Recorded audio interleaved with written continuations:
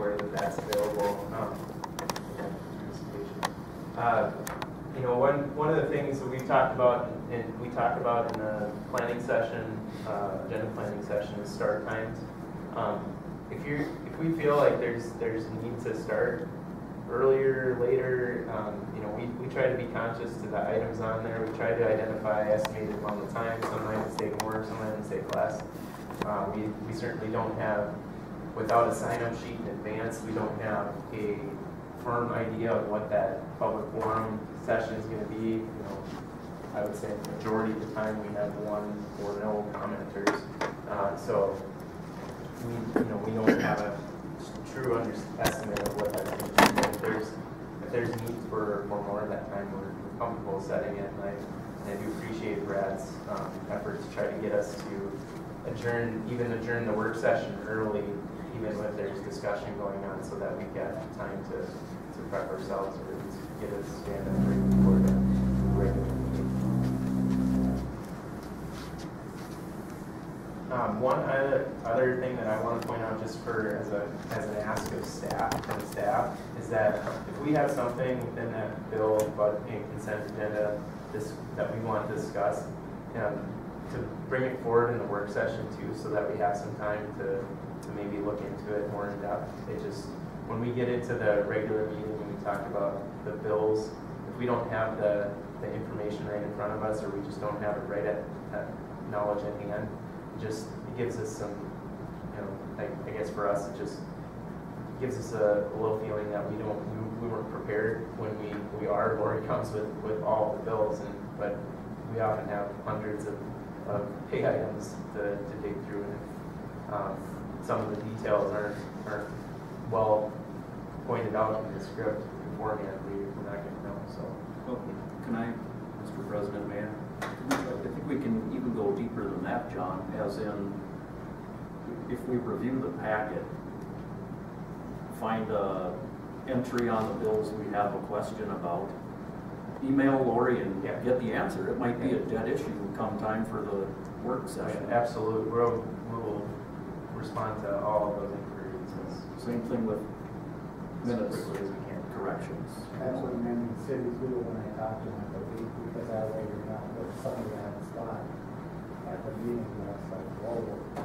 I would say we're not perfect in our grammar and those things. Those items are going to come through. Appreciate acknowledging them and pointing them out to us so we can get them corrected. We do appreciate that. But we're happy to address things as early as we can identify them.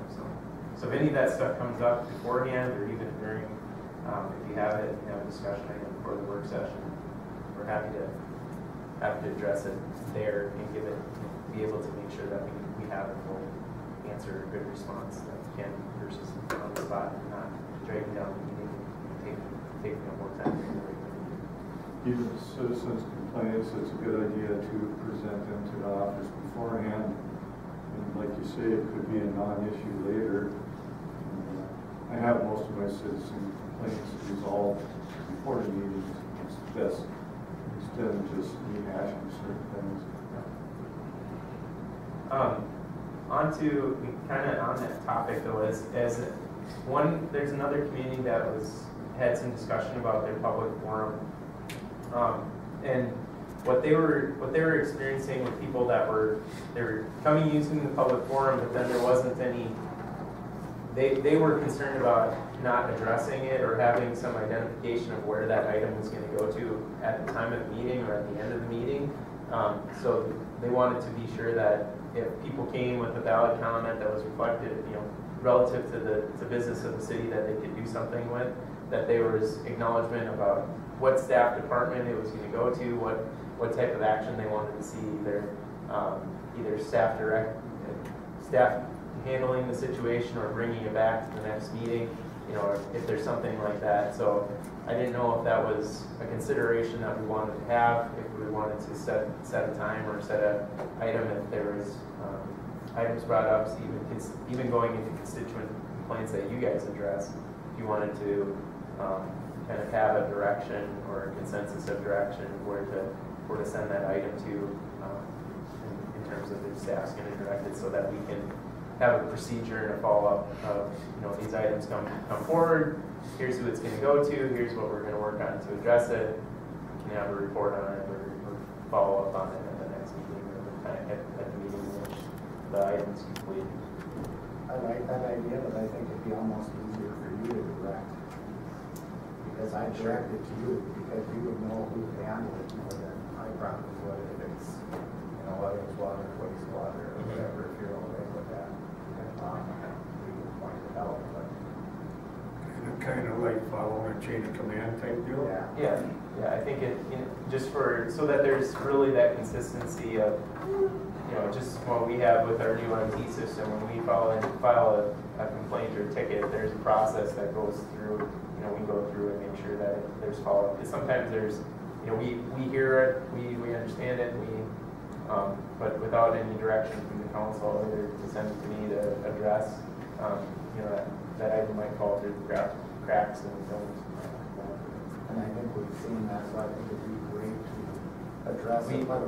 We have a good follow sheet that we do internally for staff of like where action items go to if they came up at the council, but that feedback loop I think could be important. Where that's really important is when you're going through negotiations.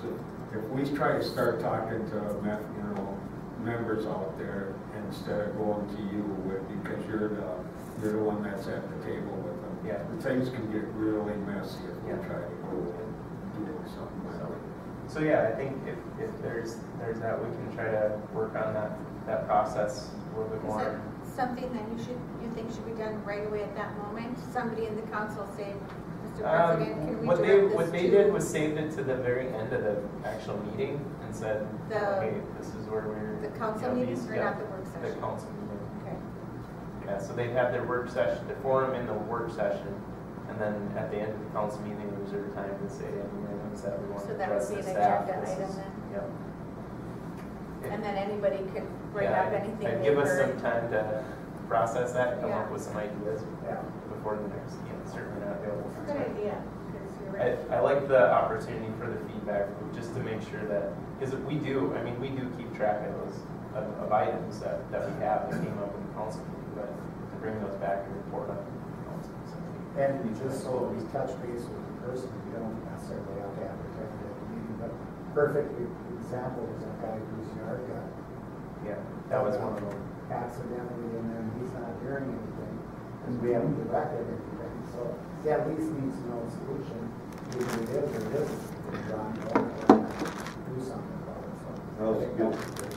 Get the reputation of being a council, they present stuff before us, and we turn a deaf ear and walk away, and, it just irritates people. Yeah.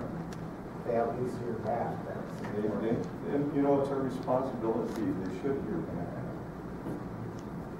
Okay. I think it's important to really remember that those people out in the community are our bosses, that they're the ones that we answer to, that we should be listening and hearing and trying to resolve whatever issues they have. Sometimes it may seem, very not very important to us as a council, but to them it is important. If we know where to direct people, it makes it a lot, makes us look more unified when we know the answer to direct them to. And the thing is, we balance that with the resources that we have, because not everything gets the highest priority all the time, and that's fortunate and unfortunate, but we have to work within the resources and the things that we have as well. So it is good to understand, and that's another leading into a segue. Another reason why I wanted to have this conversation, because for you all, it's important that you have an opportunity to see a broader picture and a longer term in terms of your decision, because there may be items that come up that we've been talking about for a long time, but then something of urgency or emergency comes forward, and that takes precedent versus what we have. So we're going to do our best to try to keep you as informed as possible, but understanding that we don't know of everything that's going to happen all the time. Would there be would it be possible to kind of make up an algorithm of some sort? So let's say somebody comes to me with a parking problem. Okay, now do I bring that to you, or is that something that can go right to the chief of police? We kind of have a little bit of a problem, you know, and what is it, what is your responsibilities, what is the chief of police's responsibilities, what is Lori's responsibilities? You I know. see the hierarchy of our organization as council to city administrator. And really, in this profession, the city administrator is that liaison connection point between the council and then all of the other staff and departments. The only other, within our hierarchy, the only other position that's adjacent to the administrator in terms of direct communication with the council is the city attorney. I know other cities do have police chiefs that have direct reports, but that isn't how we operate. That's not to say that you can't talk to them. It's a small town. We know everybody. There's efficiencies that come forward, and I'm not saying that they're not going to listen. They absolutely will, and they'll be considerate of doing that. But just to be mindful that that's really the intent. And then by sending it through the city administrator office, we can set some of that priority and you know, truly identify where maybe that issue is already being addressed too. So we can try to understand what department might be addressing it and what the issue might be if there's other solutions that are already being had. But I think for us, we need to get better too as staff, getting that feedback loop back to you about reporting of the items that come up. So I think we're going to be working on how we get that reporting back to you so that you know when you've gotten a constituent that you get some follow-up in terms of how that was addressed. And also, how do we get the issues with the people, our constituents? How do we move them through the system? Yeah. So that, it's not just everything going downhill. There's got to be a mechanism to get things going up there also. If you wouldn't mind, I want to be mindful of your time, and I'm going to move us on. This first part's an update. Sorry for some of that being small. We have 2 positions that we recently posted, 4 posted internally and we posted to the public.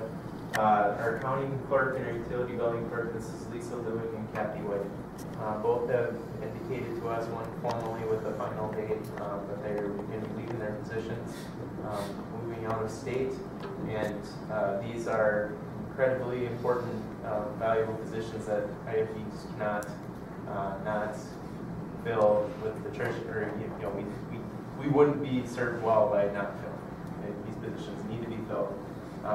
We revised the job descriptions that's been approved. So looking at one of them to be filled as soon as, or we'd like both positions to be filled, just so that it gives us some time to train, because one of them we really won't have any overlap between the time in the facilities and then the new person comes up, because the date's coming up in early July, actually, not mid. So the other piece is I wanted to try to lay this out, and this isn't in terms of direct positions, but more in terms of work that we're doing. But where I see an oversight of our administration office, I think there's 3 critical areas that we have. Internal administration is really that operational discussion of how do the employees, staff, how does that communication from the council through the administrator go back to them? Likewise, the same way from the staff going back up to the council. So it's a really important part of my duty. But there's also another aspect that isn't incorporated in this, but what is my involvement in relationship with the community and my opportunities to be active and be out and participating in different things going on in the community. I think we're of an organizational size where that's going to be a hard balance if I have a lot of focus internally on things that we need to do in staff. So there may be some needs in the future that we look at how that relationship happens and through whom. But I do think it's a core part of our department, this department's role. Finance is incredibly important. It is the the engine that's going to drive everything that we do. All of the activities that we're really engaging in are going to come around revenue in and revenue out. So those are incredibly important positions, and that's really where these clerk positions and Lori as well for that finance officer. It's incredibly important activities that we oversee. And then finally, what we're discovering with Michaela, our new hire, is that our HR, we were behind in just activities and things that we needed to do relative to our HR and our activities with our employees. And she's doing an excellent job of bringing us up to date with the way that we're operating, and really bringing forward some strategies for us to improve things long term. So she's been an incredible asset to us in the short time that she's been here. So I see that as being another key cog to this. So as this department changes or modifies or evolves over time with these new positions, I think those are three key functions, and then the orange is just some of those activities that are going to be in there. Granted, there's going to be a lot more functions, but I think those are going to be the things that I'm going to continue to have us focus on as we change. So I've asked other staff to be here and provide some input. Public Works, we had Dennis Collhammer's position. He really served as a great kind of coverall to everything that we had, just random things to do, and now that he's gone and that position hasn't been fully filled, we've been just doing the side duties in other random departments. We're discovering that there's a potential need as a core position to fill that, as well as depending on what our engineering load is and our future of our engineering department, we want to be mindful of how maybe are those things related? Are they going to be different? Where do they best fit within our organization? Where do they best fit within unions? So it's something that we're definitely discussing and trying to work through and uncover. But the immediate needs here are filling some of those job duties that Dennis was doing, that right now we're supplementing with other staff, that it's not something that's part of the core function. We're just finding who can do it at this time. And those times evolve. But it's really getting to be a strain when now we're getting into our busier season for work. And those departments may not have that luxury to take care of these other tasks. Greg, do you want any comments to that? The toughest part for us is going to be finding someone that's a technician to be able to do our civil 3D and stormwater. That's going to be the hardest factor in. That's a good point. Once you address some of the new information that we've learned on stormwater, this just came to head the last couple of weeks. So the stormwater component of it, because we're along the Mississippi River, we're considered MS4. It's stormwater. I don't even know what the acronym stands for anymore. Basically, the state looks at us and says you need to look at the stormwater going into Mississippi River. Make sure it's treated properly before it goes into the Mississippi River. The regulations that they're putting on that are going to rival what they're doing with the wastewater stream. Their format is looking very similar in terms of the requirements, the testing requirements, so on and so forth. And so the reporting on that is going to be probably very similar to our wastewater system as well. So the new technician that would eventually fill Dennis's spot with, I would see them also taking on the stormwater role. Currently, Brad has been doing a lot of that, but he's getting stretched extremely thin, so I'd like to roll this into that new position. Unfortunately, with the civil 3D side of things, which is our CAD drafting and design that we use, the schooling for that, basically there's either graduation in December or in May. And so the timing is going to be difficult. There's also a shortage for technicians. MnDOT can't find them, the county can't find them, cities can't find them. Consultants have a difficult finding them as well. So we're hopeful that we can find an entry-level one that we can train and groom in-house here. But the key is going to be getting somebody that has some of that civil 3D training and experience in order to grow those other roles into that position. Thank you. So as you water and wastewater. We currently filled 2 wastewater operator positions. So within those departments, we're very well staffed. But with the renovation project and construction going on in the wastewater plant, that one of the ideas that we've been working towards or trying to build towards is really developing a department of treatment operators, regardless of whether they're specific to water or wastewater. But we do need to be mindful of the license requirements that we have for both facilities. So we need an A wastewater license operator for the waste plant. We need a B license operator for the water plant.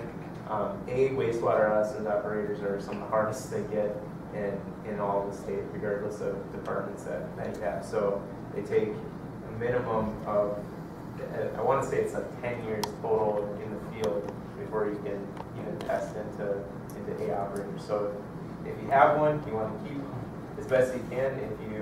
And build some redundancy to having a second one on staff if you can as well. So currently we do have one on staff with Matt Straight, and he's our supervisor for wastewater right now. And Dwayne Heinen is our supervisor for water. He does have to be B operator or B license on water is a little bit easier to get. But as we move through look past the times when when the renovations are done at the waste plant, we do need to be mindful. There are some feasibility plans with the water plant, some improvements that still need to be made there in the long term, in trying to figure that out. But I think it's important that we look at the possibility of having crossover amongst those operators so that they're working more in long-term rotations, like 6 months, a year at a time, and working in each facility, building the experience that they need to independently operate those. Right now, we do have a rotational schedule, so we have some weekend coverage. So you're getting part of that, but they're only about every 5 weeks that they get that opportunity. So a wastewater operator gets to operate in the water plant, a couple of days every 5 weeks, and it's not really enough to give them the comfortability I feel they need, or they feel they need. This is what they've expressed to me. They feel they need to, so that when they're there, that they can operate. So really, staffing-wise, so far, we're sitting very good, but I do want to create a process where we can be mindful of trying to build some backup redundancy, and what do we need to do in terms of structuring that department with those operators and try to not only motivate or encourage building in that redundancy, but have that in terms of the structure of what those positions are going to be in terms of title and responsibility. So just nothing in the forefront, but something to be mindful of as we move forward. I'm just curious, are the operators desirous of that? I mean, do they want to go back and forth? I don't know. They've expressed that they actually do like that. They like the variety in their jobs and the opportunity to have some new additional skill sets and be able to work in terms of different departments. Having a conversation with the supervisors. Concerned now, just with the renovations going on, if you're trying to build that in now, it puts us at risk, because instead of 2 fresh faces, we might have 4, depending on what we'd be doing with the water operators in the waste plant during the construction. So we're not pushing on this right now, but we are we're discussing it as a strategy. I think they're open to it. There's been positive feedback so far. Is this something that needs to be looked at contractually with the? It would become part of the discussion in terms of contracts as we develop and modify or evolve the positions. Because doing something like that, would that help with their licensures too, so you can move from Class B to Class A and stuff like that? Yeah, we have in our current contract in those operators, we actually created a structure to encourage achieving those higher licenses.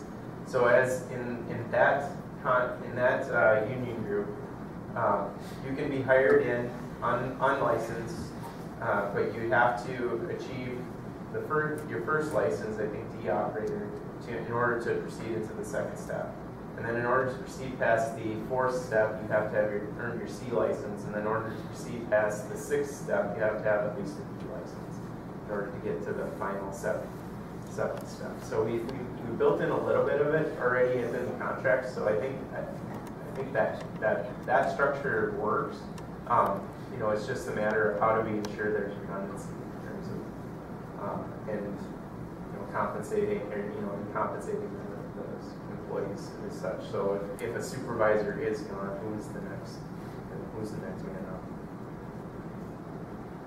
I think even retirements and stuff, if you got some type of way, okay, we're looking at, you know, this guy's gonna look at retirement in a couple of years, we got. And right now, that's one of the few departments where I think we have a little better outlook for the long term.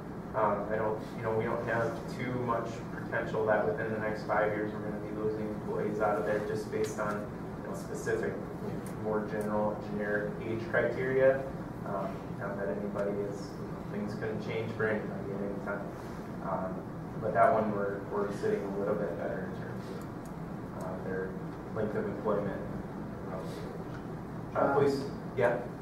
Now, for something like this with the extra higher paid staffing, no doubt, that's not supported at all by fees as it is not only for infrastructure, that as well. We can, I would say here, a 1 to 2 cent change in a rate structure is going to offset some of that. Okay. I mean, we bill out hundreds of millions of gallons between water and sewer every year. So, in building those rates and modifying those rates, we want to keep the consumption rates tied into the operation, and these would be directed back into operational expenses and not capital or debt service expenses that we have in the flat fees. Okay. So I don't see this as impacting the flat fee amounts. It's going to impact consumptions, but staffing wise, we got some flexibility in terms of the modest changes impacting them as well. And we'll see. And as if we're fortunate enough to build some redundancy, there may be opportunities here where even attrition or just right sizing that department could work for us. We have some anticipations of how the new plant's going to operate, but we don't have any guarantees. And who knows? There might be a lot more opportunity for us in 2 years once those major constructions are done, and if we have some more automation or more remote coverage, we might be able to better flex our positions to a department size. I don't see it growing past the size that it is. Police department, chief's here, really very good in terms of our total operations. We did make a modification to adding an investigator assignment within our department versus which moved away our assignment to the Violent Offenders Task Force, the Drug Task Force officer. But as we get some catch up or we build some, get the right, get the right workload balance with that, there may be the opportunity to move that forward and bring that back. Defer to the chief if he has any other comments or input. And we didn't lose our support of the task force. No, I'm still a member of the board. We're still active with Central Minnesota Task Force. The sheriff and I have also been in discussions with the Crow Wing County Sheriff as well, just to see. They're an independent task force on their own, which is just their own county. So we've been speaking with them to keep those doors open with them as well. So right now that position was moved internal to an internal investigator position. So I don't have a person on the task force at the moment, but we're still looking at that. We're still working those cases.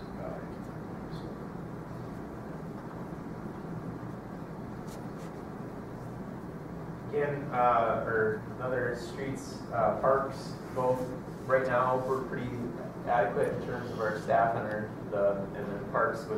We can get seasonal help to help us in the summertime. We do have some I think there's potential for the streets, there's opportunities for employees to get assignments, move up. We have a structure of heavy equipment operators, so there are some tiers to that employment world, and as as employees are completing their careers, we have some opportunities internally to move those up. So, one of these things too is vision-wise, our ideal situation for position fills is the higher up we'd like to have opportunities to fill internally if we can, and then backfill the positions at the most entry level pieces, so that we have employees that are building experience at entry level stuff, so that they can move up within different departments to the higher skill, higher responsibility positions as we can find them. So it's right now. But one thing I did want to point out is that other communities, when Greg and I toured in Redwood Falls, their community center, they had a person that was their Parks and Work director, really was their community center manager as well, so that facility, the way they utilized it, really needed the attention of staff to help manage that, coordinate all the activities and things that are going on as well. So that if that is a need for us, that's something to be mindful of how we're going to consider. And the guy said he's going to come with it. He did say that. And then golf, really hard to discuss this too in depth until we have a little better understanding of where we go in terms of facilities. Have been really researching some different opportunities, the lease options, the various things that are out there in terms of how other courses, other municipal courses are managing that, whether they have a hybrid of some city staff to some lease situations where the leaseholder is managing some of the facilities, or that there's leases for the entire facilities. There's different breakdowns of that, but just wanted to be mindful that to include it. John, just one thing to add to that, and I think it's Wapakata. I think Raquel made the point that, if we end up going forward with this and we would have an event center, it's important that we can serve the event and golfers at the same time, because like Wapakata has that big territory. Yeah, Wapakata does too. Oh, they do too? Okay. Yeah. I know territory and Coyote Moon. Yeah, territory's got really nice there, but just so you can't tell the golfers, no, you can't use the bar and restaurant today because we're having an event. Yeah, and that has been part of the design so that we can segregate the facilities. John? Yes.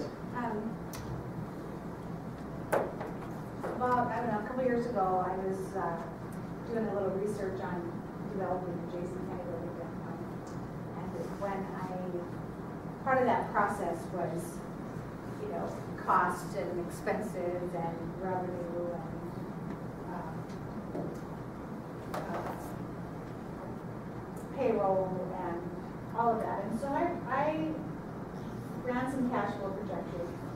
If it's okay with the council, I'd like to work with John to maybe use some of those numbers to give us a jump start on some potential, plug those numbers into the golf course clubhouse. I don't want to just take a lead on this, without the council's approval. To just, and I did talk to John, and he seems that he'd be okay with that. And they're all on paper with a pencil, and nothing is, because I'm a math person. I don't know how to use. So yeah, I'm absolutely comfortable with doing that. I do feel we have to have some direction in terms of what our operations are going to be, or at least suggestions of what we're going to present to the council in terms of how they want to see it operated, or that you can make a decision on how to operate it. Because the way we are today with the facilities that we have, it's not sustainable to what we're doing. We do have two full-time staff there.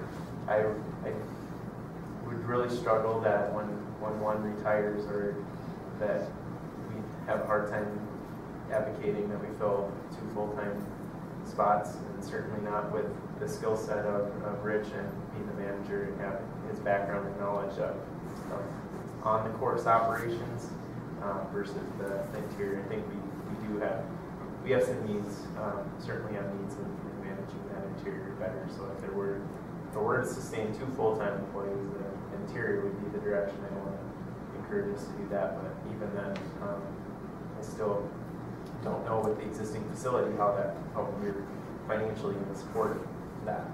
And there needs to be some modifications, which I guess is another segue to the next topic of discussion, which are I'm going to turn over to Mitchell to kind of lead us through the research that he's done and give you some information about facilities that we have and improvements that we have planned. All right, my name is Mitchell Shermers, and I've been intern at City Hall for the last month or so. And this is one of the first tasks that John had for me, so I went around and had some meetings with the heads of the departments, and this was a presentation of all the information I got from them in those meetings. So first I met with Chief Shermers and got some information on the building. The police department was renovated into the police department in 1994. There are no current plans for renovations right now. The parts of the facility that aren't meeting the needs, let's start with evidence and processing. The evidence and processing currently is too small for large pieces of evidence such as a door or a mattress that they would need to hold. And there's no space for the evidence intake, processing, and lockup. Additionally, this will ensure the integrity of the evidence because they're not supposed to have contact with the evidence after it's already been checked in. So possibly having it off-site at a different location would be really helpful. Along with this, having the evidence intake, we were looking at a digital tagging system which would more efficiently intake the evidence. Next, the server room. Currently, the server room also contains furnaces. This does not provide a safe or effective place to hold the servers because they're supposed to be in a temperature controlled environment. And with the furnaces in there, that's definitely counterproductive to the whole system. And the server room itself does not have measures taken to ensure limited access. Since the furnaces are also in there, the door has to be open to maintain the airflow and keep the furnaces useful instead of keeping all of them in the server room. And the studs in the building run horizontally instead of vertically, so rewiring the building is ineffective and we would be able to move the servers.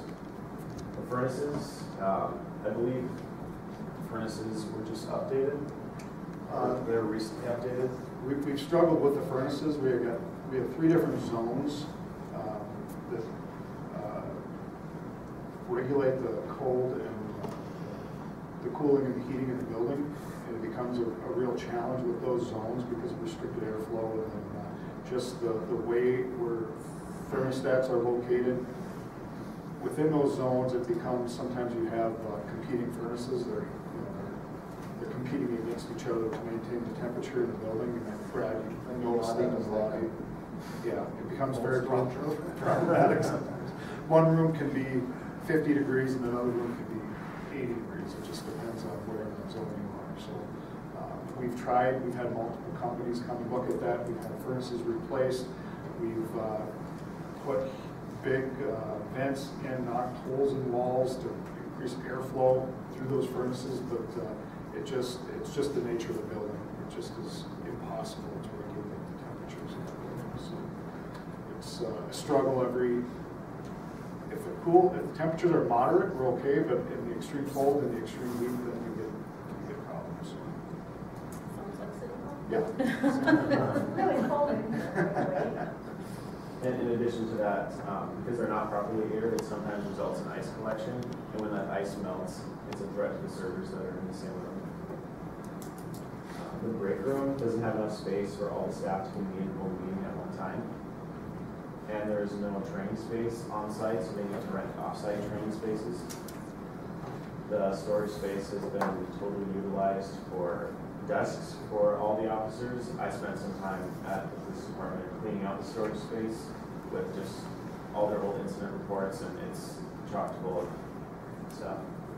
The garage has a leak, which sends water down into the gym, so there's water damage on the walls and in the garage itself, I believe.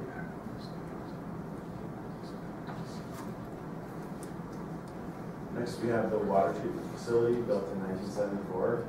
Currently, there is phase 2 and 3 of their updated plans. I'm not quite sure what that entails, but there are plans in place right now.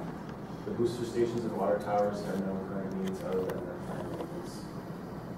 There does need to be an update to the computer system, the PLC, which went down recently. There needs to be a new roof on the ground storage and the plant itself, and an outside switch for the fan needs to be added before to maintain regulations. Public Works facility, built in 2007, also has no planned renovations. Currently not meeting the needs. They would like to see more space for storage added. They were thinking hypothetically storage rafters above where the vehicles are being parked right now.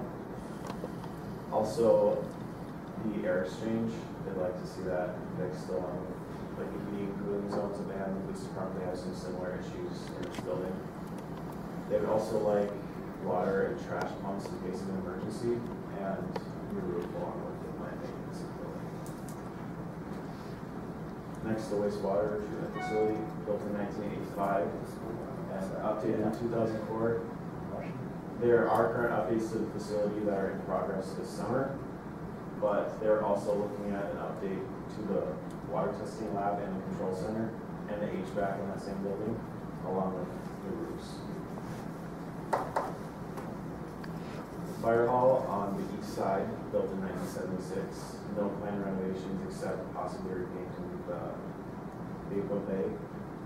I spoke with Chief Neiman, and he said the building was meeting their needs right now, but there are just really small updates such as the cabinets, the maintenance area, and the entrance door in the back. Also, a new generator and an update in the bathroom to maintain the ADA compliance. Just want to expand on that a little bit. I think there's a need over there. They want to be able to pull through, like, so they have back doors on the building so they can just drive out on a fire call, and then when they get done, come in through the back. Next, we have the golf course. They originally built it at 6 holes in the 1930s, added 3 more in the late 50s to early 60s, and expanded to 18 holes in the 1980s. They finally added the deck onto the clubhouse in 1997. There is a proposed construction that Mr. Rodman was talking about, the event center, and that would also serve as the new clubhouse if it were to be constructed. Currently not meeting the needs in the clubhouse would be,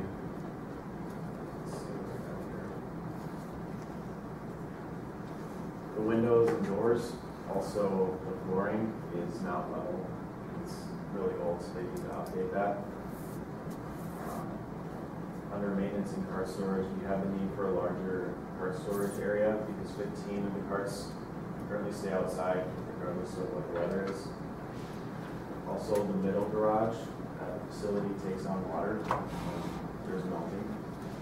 Also, the irrigation is said to need updating along with new suction line, and they'd like to see the pump cover building re-sided just for cosmetic purposes.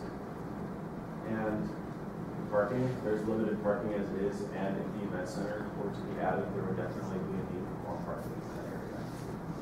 John, is the irrigation out there even running on a timer yet, or is it still? They had some issue. Every year there's a new issue. Well, right, and that's, I know for a time, somebody had to turn it on and off. Yeah, no, it is on automation now. The problem this year was the intake valve, or intake piping broke and was disconnected, sucking, it went all the way down to the floor of the river, so it was pulling in materials, and then that got clogged into the pumps.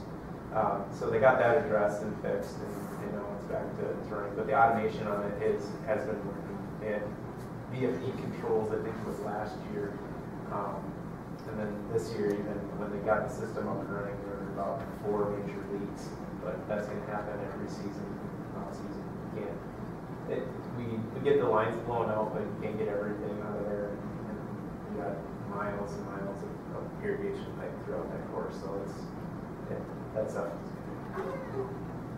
Do they pump out of the river? Yeah, we just filter pull on out the the river. river. Yeah, permitted to do that. Change every year. What's that? Do they change that filter every year? That's out in the river. The end of the pipe that comes in, is pulling the water. Yeah, I believe they do the screen filters. Yeah, because that all gets removed in the off season. Yeah. I was wondering if they put it back in and put the filter on. There's a part of the hose that disconnected and let the line get too far. Next, we have the City Hall building, built in 1932 and renovated into City Hall in 1974. There are no current plans for renovation right now. Starting with building maintenance, we have leaky roof and walls where it's windy and rainy outside, a splitting floor in the main part of the building on the opposite side. Also, the windows don't open, and that could add to bad circulation and the HVAC with Very similar HVAC air circulation issues. problematic heating and cooling. And the sink and breaker that freezes when it gets too cold outside.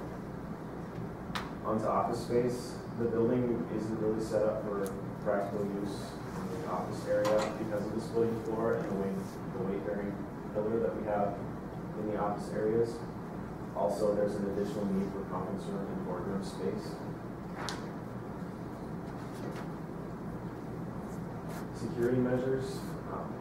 Some files are stored in the main hallway, and if someone isn't at the front desk, someone could potentially come in and just grab those files. Not that someone would set up to do that, but if someone wanted to, it's a possibility. So having one receptionist for the whole building would be probably more effective in terms of security. Council chambers, according to the safety audit, the exits and cover are ineffective in situations such as an active shooter, and that would need to be addressed if we were to stay in this current building. Also, public accessibility concerns. Starting with the door just into the council chambers, it opens out into the hallway, so that kind of congests the hallway if people are trying to get to and from. So maybe simply moving it so that they open inward instead.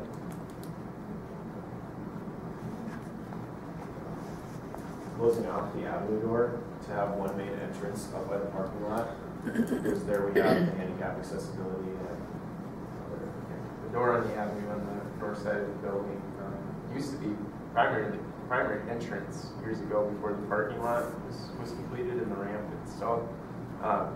We witnessed people with some accessibility concerns, elderly folks that use those stairs because they've known it to be a consistent entrance, but really they'd be much better suited for entering the parking lot, using the ramps and automated doors on that end. So certainly for us, we want to advocate for direct movement.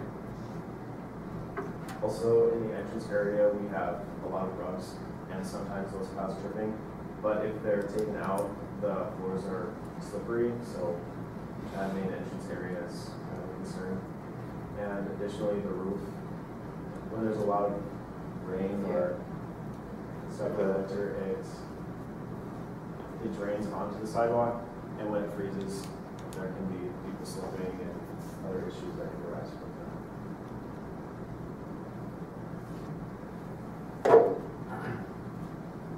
Next, Milky and prison buildings, currently mostly being used for storage. The Milky building needs a new tin roof and possible ventilation, and there are no current plans for renovation on this building. The prison building could do with new rafters in the west wing because the roof is starting to cave in, and along with that, we'll need a new roof.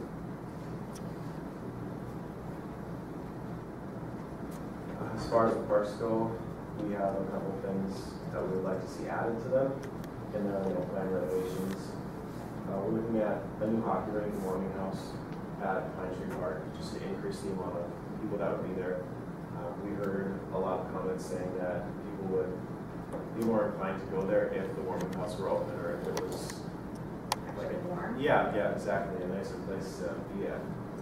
A band shell at Le Bourget Park. Possible changing rooms added to Twitchell Park if the splash pad were to be added to that. Redoing the bathrooms at Pine Grove Park and restaining or repainting the pavilion at Maple Island Park. Carnegie Library, renovated in 1996. Currently, they are seeing into the heating issues in the building. And just the one thing that Mr. Quinn mentioned was that they sometimes have bats in the building, so having that looked at would be a big help. And finally, we have the Rosenmeyer home, built in 1903. Currently, I saw plan in the budget for redoing the porch, and that was this summer. And I don't know what the plans are for that project, but I saw it in the capital improvement plan already. In addition to that, they would like to see the trim painted on the eaves and redoing the railings to the second level, and having something done about the garage going in the back due to the erosion.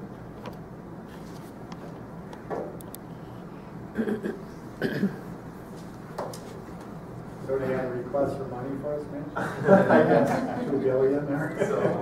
So I guess for me, the purpose of this is really to identify and outline everything that we have, so that that we're conscious of all the assets that we do have and the potential maintenance that go along with them.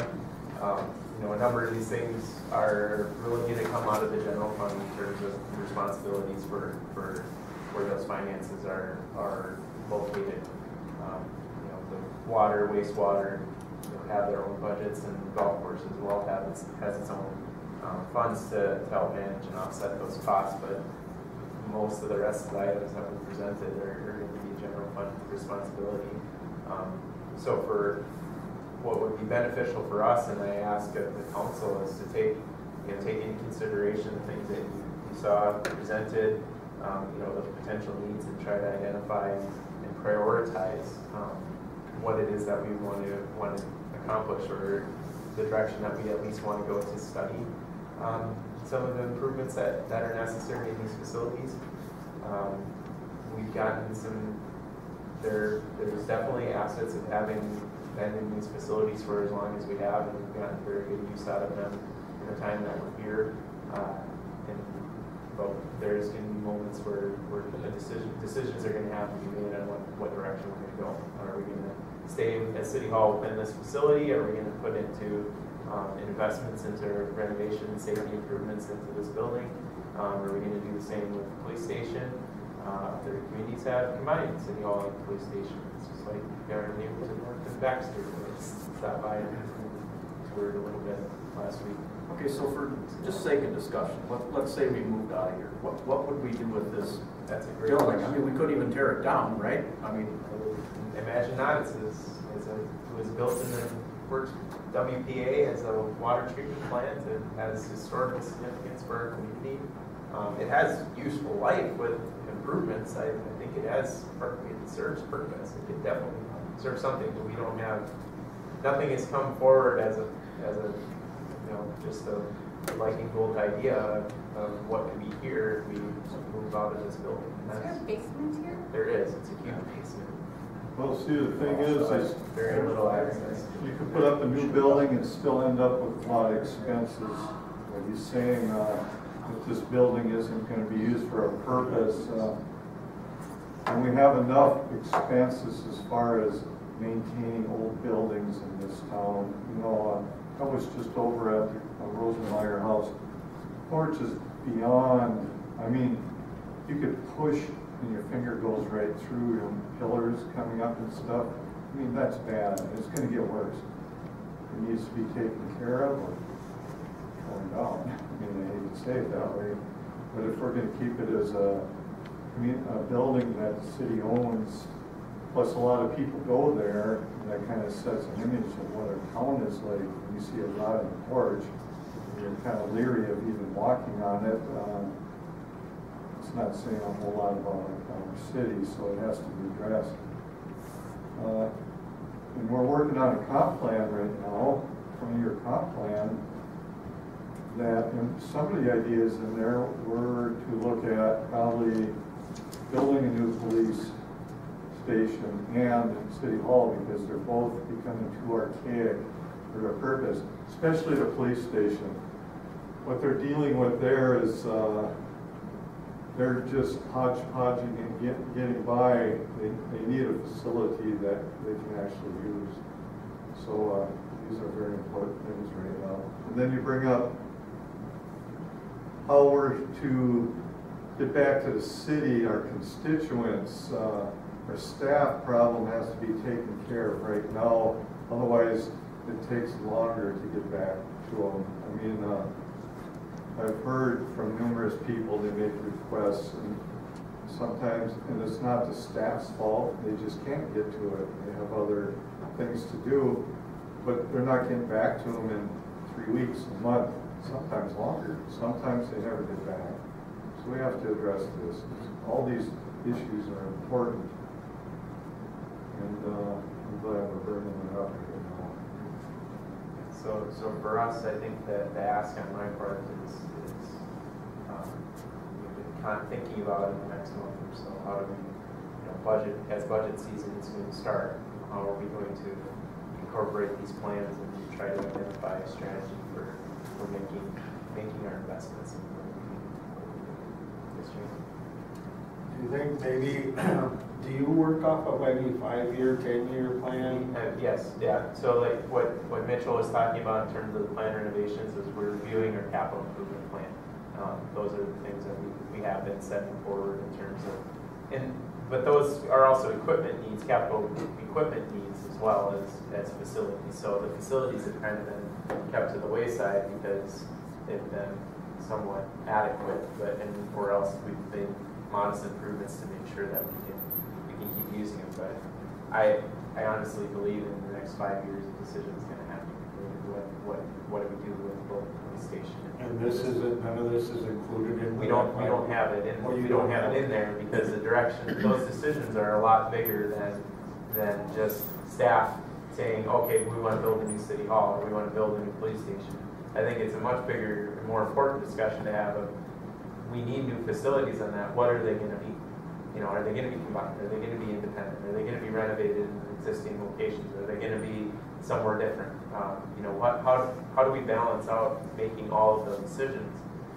And for us, I think the important ask here is give us some direction in terms of how do we go out in presenting you with the information that you need to make those decisions, because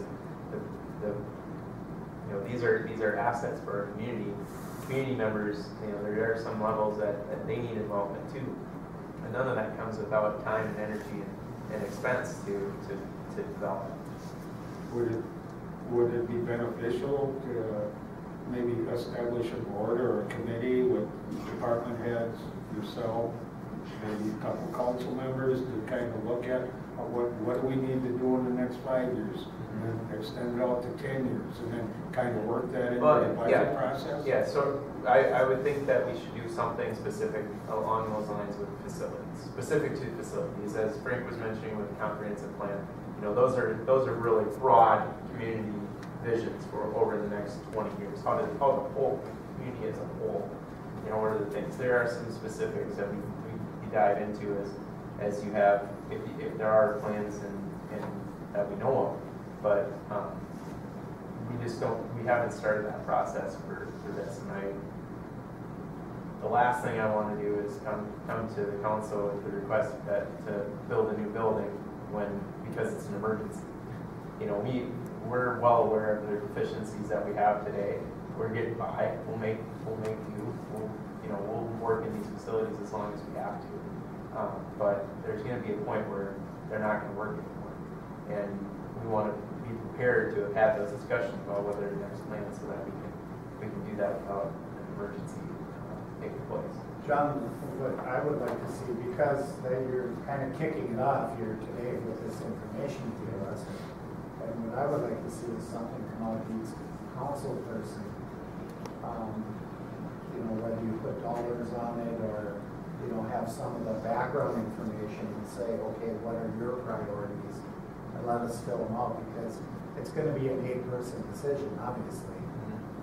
So, you know, I would think that if you get some sort of information from all of us and then pool it and see what. So put together a list of facilities and give you the opportunity to kind of rank and prioritize which ones you would like to see improvements made, or at least develop plans for improvements. You know, kind of work in terms. I like the idea of working in terms of what is feasible. You know, we got everything's on the table. I mean, for options, they all come with dollars, but not every decision with its dollars is feasible. You know, it just isn't palatable for you as a council to make a decision on. It isn't palatable for the constituents to have to pay the taxes or fees to reimburse. We have a sense, you got feeling of what's available to us, but not entirely certain what those specific dollars are. So, you know, I think that's the important part for us as we move forward and try to figure out and gather the information that we need to present to you about what we're going to do with this. Like what kind of those constraints, what are the challenges that we should be looking at forefront. Well, that was my point exactly, of establishing some type of a board or a committee, because then you can look at an extended plan, so you can look at the dollars and cents and figure out how can we incorporate this into our budget and how is it going to be paid for, instead of bringing something to the council and you got to make a decision within a month or two to spend, you know, hundreds of thousands, if not millions of Well, dollars. these are going to be, there are some of these in here that are multi-million-dollar decisions. And that's something that has to be looked at over a period of time. So, you know, to me, it makes sense to sit down with the different department heads, administration, the council, and because the thing is, when you're dealing with the department heads and yourself, you might be around a lot longer than some of us that are on the council, because with us, we got to count on the public to vote us back in here, at least. So there might be a change in the council, be a person on that committee or board every few years. But if you can have a core group of people working on these extended budgets and extended plans for the city, it just makes sense to me. I think you're right on target in building in our facilities into our capital plan more in depth now, or more targeted. We have in certain extents, like the water plant with the feasibility plan or facility plans that we had and the phase renovations that we had. We built them in. We were trying to incorporate it with people. We tried to do that with the waste plants. We had a concept, an idea of what we thought it was going to cost to do a renovation, and then permitting came in and changed the scope of what we had to do. So yeah, there's some things that we're in the luxury of having the driver's seat to make that decision, and there's some things that are less so because of the state mandates it too. But in our capital improvement plans, we don't extend things out 5-10 years. We have some of them going past, well past 5 years. We just when we do formal approvals of them, we only do it on a 5-year basis. Well, capital improvement plans are presented by the employees to the council, and then we look at them and approve them. And to me, you guys have already identified what the needs are.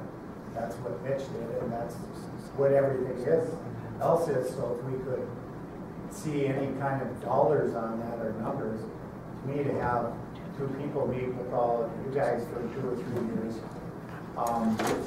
We haven't agreed on a lot of things so far, so what means those 2 people are going to bring anything that we're going to write. And this is a council decision, not a staff decision. Because typically each staff member is going to fight for what they want more than anything. Yeah, I guess for us in terms of staff is we recognize that there are a lot, and I should add, this is on top of all the other infrastructure needs. This isn't even looking at, this isn't touching on infrastructure, and that's upwards of $7 million a year that we would need just to maintain our base level pipes in the ground and streets on top of it. That's a whole nother balance that we have to incorporate with it. And I don't want to rob Peter to pay Paul and sacrifice everything else there just to get a new city hall or a new police station. I know that's not, I don't think that serves our city well. We need to understand what our total needs are and how do we balance them out and facilitate financing those decisions. So I will, if that's okay, I think that I'll, put together the list and give that to the council kind of as an ask and task to, take that list and prioritize.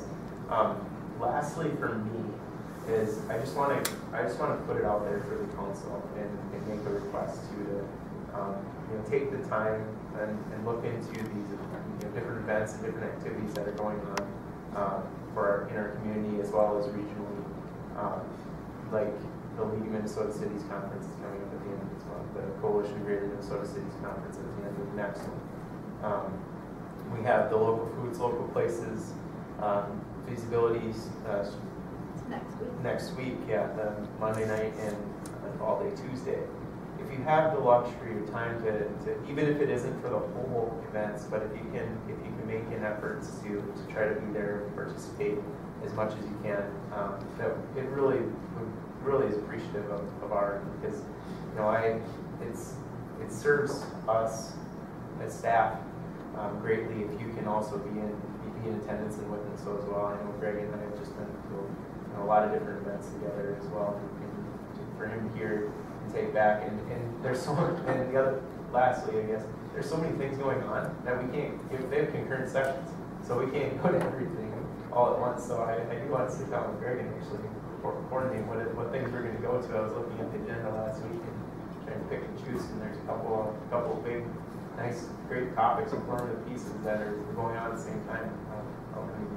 So that's my ask of you all too, just to take advantage of that. We do have the budget to facilitate attendance to those conferences, those things that are involved in our community.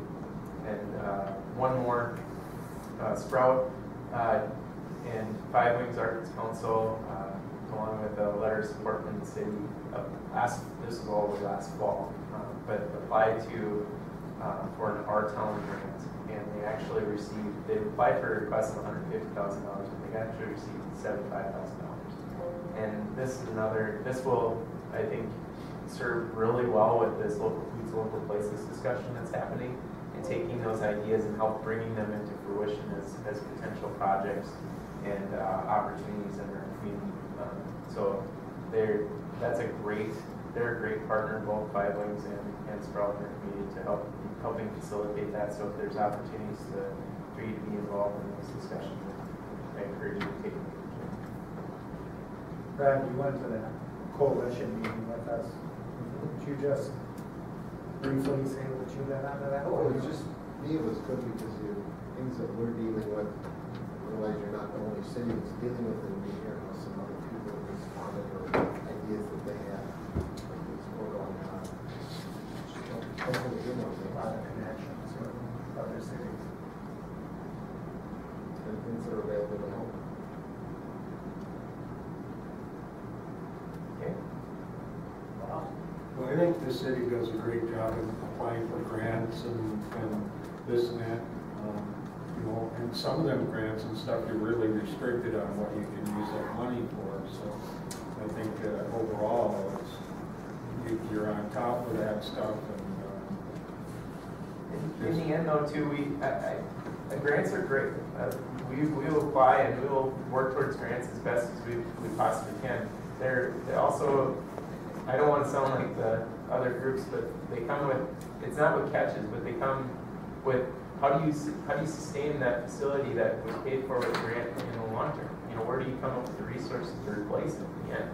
Because there's never the guarantee that you get a grant to pay for this thing this one time, that when it's done, its useful life is over, it's there's another grant waiting on the back end to build it again and replace it. So that's part of the way I think can operate.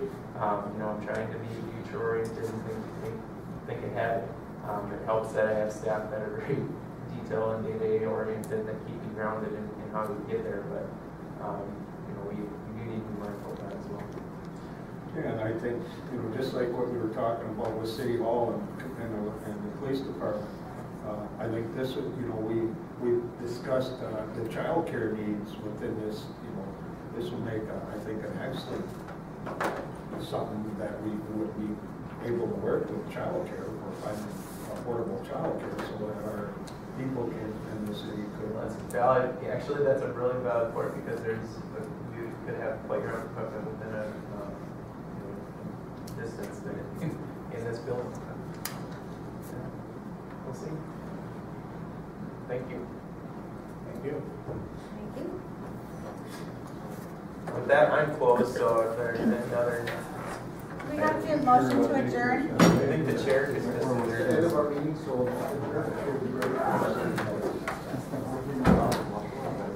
Thanks for watching, everyone. You've been watching the strategic planning meeting of the Little Falls City Council. And just the, when I came in, they were discussing the rules of conduct, number 69 of city ordinances, and which involves the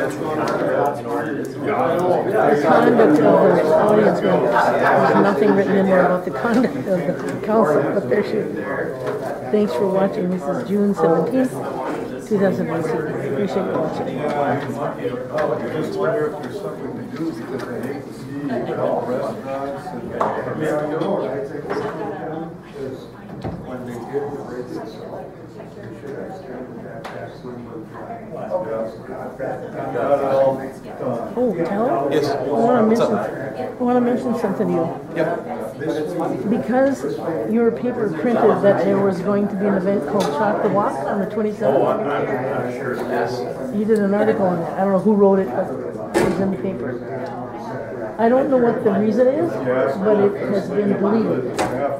I'll take a look at Canceled, that. changed, it's not, The event? it's the whole event, it's called. Whole event. Right, so I think the paper should do some investigation, find out what the cause was, report on that, and then certainly let the public know, because, Yeah, I'll take a look into that and see why they're not holding it. very good. Thanks. For bringing that. Yep. When people were supposed to go, people were